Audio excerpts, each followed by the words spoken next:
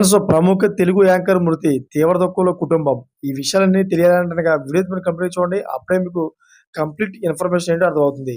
అదే విధంగా చాలామంది వీడియో చూస్తున్నారు కానీ లేఖని కామెంట్ చేయట్లేదు. దయచేసి లేఖని కామెంట్ చేయండి. లేఖని కామెంట్ చేయడం వల్ల ఈ ఇన్ఫర్మేషన్ అంతా మనం చాలా మందికి తెలియజేసేవాళ్ళవుతాం. అదే విధంగా చాలామంది సబ్స్క్రైబ్ చేసుకోవడం మాత్రం మర్చిపోతున్నారు. దయచేసి సబ్స్క్రైబ్ చేసుకోండి. సబ్స్క్రైబ్ చేసుకోవడం వల్ల నేను చేసే ప్రతి ఒక్క అప్డేట్ మీరు ముందుగానే పొందగలుగుతారు. ఫ్రెండ్స్, ప్రముఖ టీవీ ఛానల్‌లో న్యూస్ యాంకర్‌గా పనిచేస్తున్న స్వేచ్ఛ వటార్కర్ అనుమానాస్పద స్థితిలో మృతి చెందారు.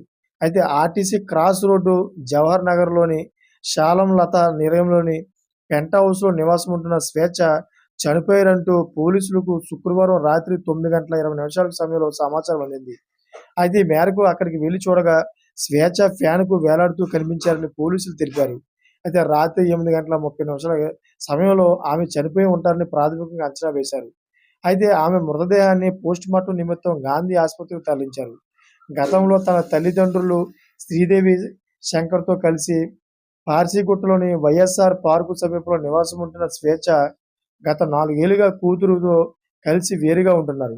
అయితే జర్నలిస్టు హౌసింగ్ సొసైటీ ఎన్నికల్లో కమిటీ సభ్యురాలుగా ఎన్నికయ్యారు స్వేచ్ఛ. అయితే స్వేచ్ఛ మృతి కేసు నమోదు చేసుకొని దర్యాప్తు చేస్తున్నట్లు చక్రపల్లి ఇన్స్‌పెక్టర్ రాజు నాయక్ తెలిపారు. అయితే ఏ విధంగా చనిపోయిన విషయంలో ఇంకా సమాచారం రావాల్సి ఉంది. Thank you for watching friends.